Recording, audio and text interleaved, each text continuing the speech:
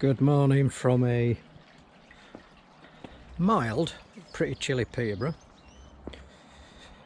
Just got a bit of a conundrum going on at the moment, and that's how do I temporarily house my fish while the pond is being A, built, and B, fiberglass, because there will be time constraints. I read an article last night about a guy that had some really big koi, way bigger than what I've got, and he kept them for 5 months in a small gallonage tank in his garage without any issues. So that's 5 months big fish. I don't know for certain how long it's going to be, but it's certainly not going to be 5 months. When Matt came to fiberglass the entire pond, he was here 2 days, I think it was 2 days.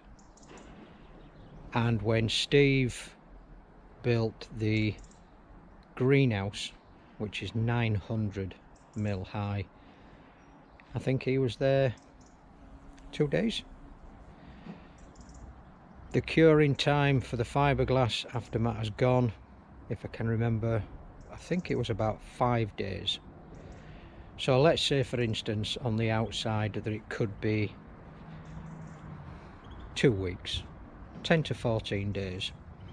How can I temporarily house the fish when I empty the pond out? So, option number 1. I could house them in here. If I take the majority of the plants out, leave the oxygenator in, buy myself a Aqua Eco pump, say for instance, run the pump through the shower. I'll take the shower out of the greenhouse, have the return down this slipway, and have that on the side of the pond just behind the climbing net, and put some sponges in the top, the first section. I will have temporary mechanical and biological filtration. So each of these ideas we can sort of massage them, move them around. Option number 2. This is the one that I really don't want to do, but I can if I want to. I bought my granddaughters and now grandsons this pond, this swimming pool. So this takes 1,000 gallons. These are the dimensions.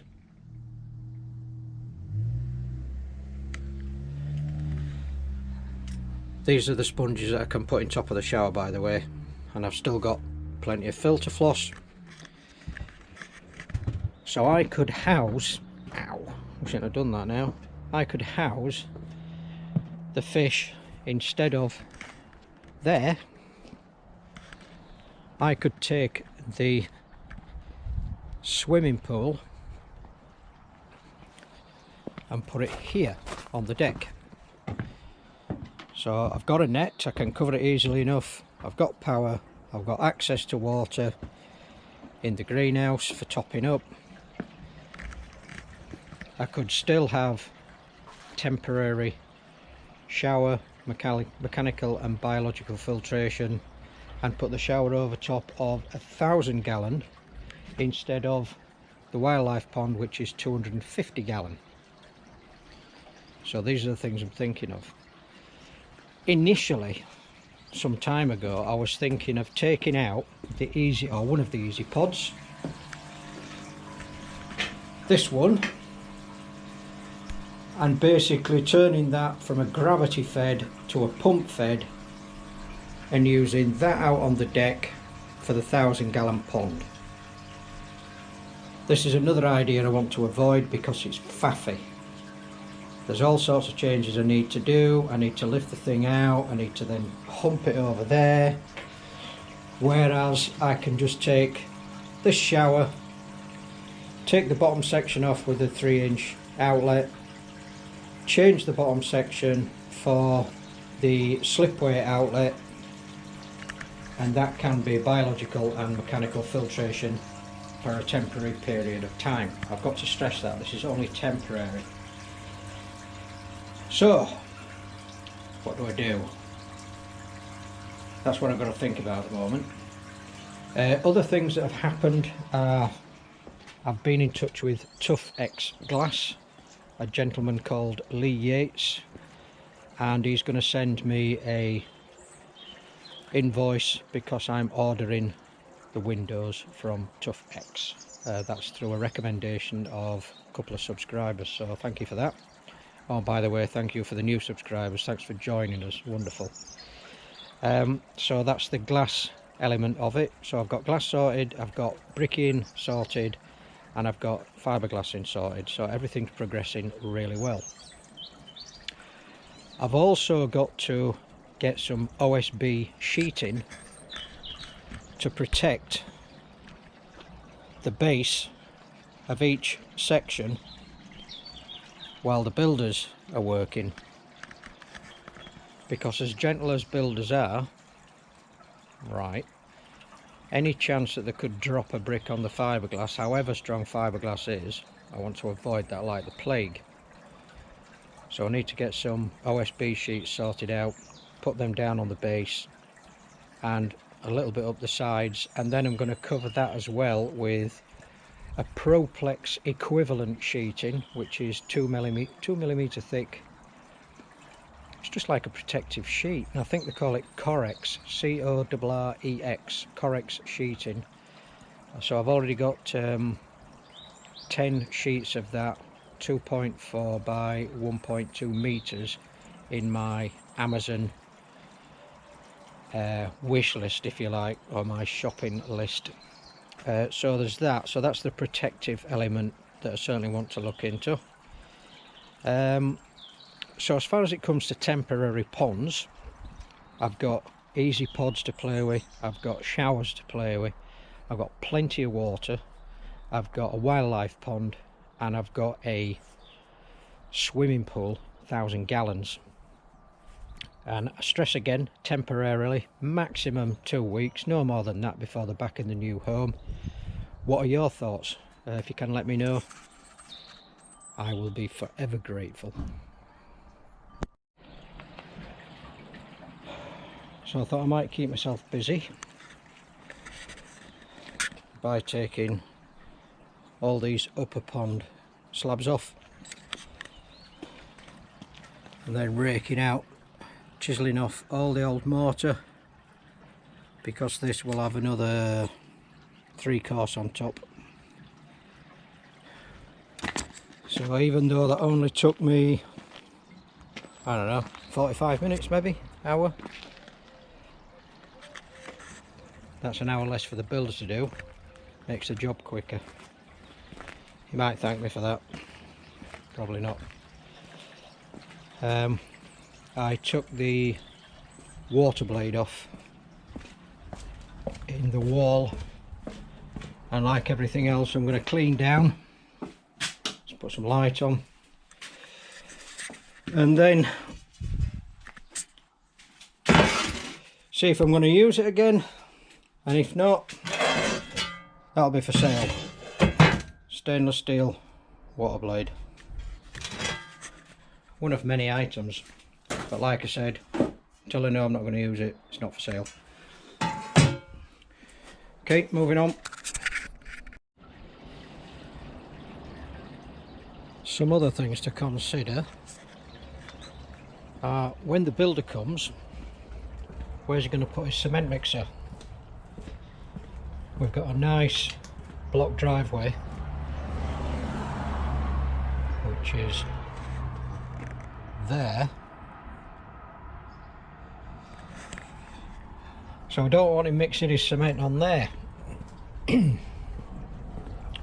If I put some OSB down on the lawn to try and protect it, there's a good chance it's going to get destroyed.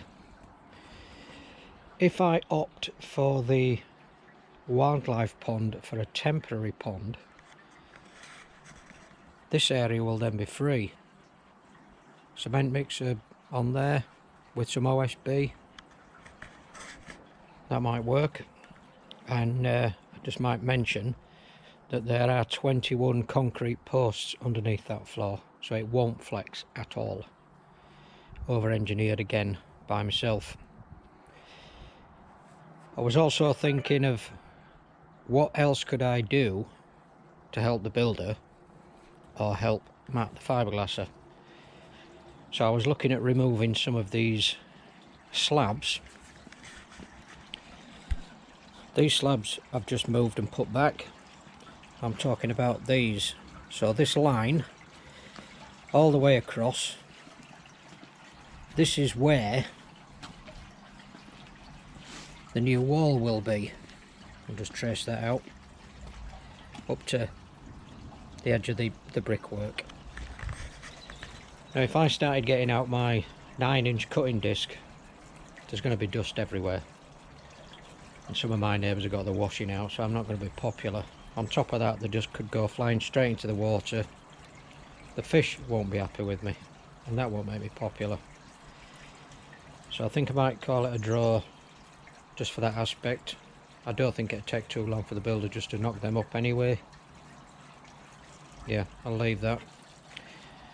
Another thing that I need to look at as well, that I've been thinking about, is the only things that are going to remain in here when I've taken everything out is the 4-inch bottom drain slide valve, a couple of returns that go to the middle of the bottom pond and the top corner of the top pond.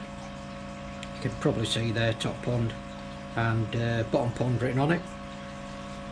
This will be taken out. If I can rescue it, it'll go up in this corner somewhere. And also down in the darkness, just near that 3-inch pipe, is a 1.5-inch drain. The 1.5-inch drain with a drum. Is that going to be big enough? I've been racking my brains over thinking, should I get a 4-inch drain installed? But it's probably going to ruin all that nice paving. Not sure yet. And I don't know why, but at the time I put a slide valve in for my bottom drain. Don't like them. Don't trust them. Forever watching videos from around the world about slide valves, and they always end up leaking. I've been fairly lucky, this has never leaked. Touch wood. I'll have to find some wood. There we go, some wood. I'd like to put a standard ball valve in there with a flushing point and bring the 4-inch up at an angle, so it's going to come up with an elbow, then a 4-inch ball valve up into this corner, up and then into the drum, so the returns will be around this area to go back into this corner and back to the pond. Things will be a lot easier when the fish are out, the water's out, and I can take the easy pods out and get a better idea of how much room I've got to play with, because everything will be stripped down, cleaned, wrapped up and stored properly. My other worry, it might be a worry, might not be a worry, and it's a fiberglassing worry, is we have a high water table in this area. So if I take the water out of this pond, there might be some water underneath the pond that could apply pressure to the fiberglass, and I don't really want to do that. So I'm thinking, can I put some kind of platform in the lower part of that pond, maybe 18-inch, and leave 18-inch worth of water before I cover it up, just as weight to hold the fiberglass down and give it some support against the high water table. A little bit to think about there.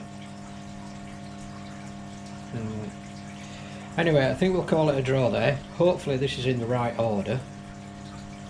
We shall see. And last of all, I spoke to Lois's mum, Shannon, and when the COVID situation is under control and everything's safe, they're going to come to this garden, and she'd like to do a 9-year-old interpretation of how the treehouse is and the playground is and the climbing wall from a 9-year-old's point of view, so that's a little bit we shall see. Anyway, thanks for watching, stay safe, COVID free, bye for now.